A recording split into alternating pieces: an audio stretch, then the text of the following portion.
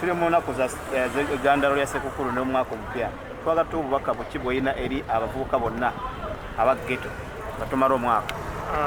Amannya agange nze Kalyango Shafic, nze sentebe wa Ghetto structures mu Uganda. Kubiriza bana Ghetto mwenna abali eyo nti omwaka guli mu kuggwako, abantu bangi ebikolobero bingi ebikolebwa naye ng'ate bamaliriza babitadde ku baana ba Ghetto.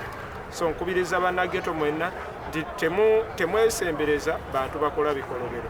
Obulamu tukyalina bungi okugenda mu maaso, twewala amakomera okusobola okubeera n'obulamu obulungi, okubeera n'abantu baffe, kubanga mulimu abalina famire, mulimu abatalina, mulimu abagenda okufuna famire. So mbasaba mwekuume nga mwekuumira mu mbeera entuufu.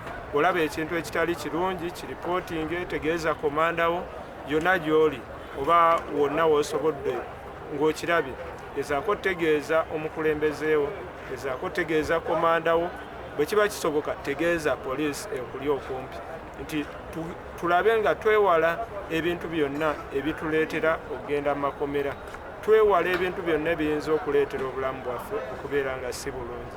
So President Museveni yatuwadde sente, buli sako yagiwadde miliyoni 10. Sebo President tukwebaza olw'okuba nti wawulidde omulanga gw'abaana ba Ghetto, wategedde abaana ba Ghetto kye bayitamu, era twebaza Brigadier General Damulira eyasobodde otukolamu omulimu omulungi n'atukumaakuma.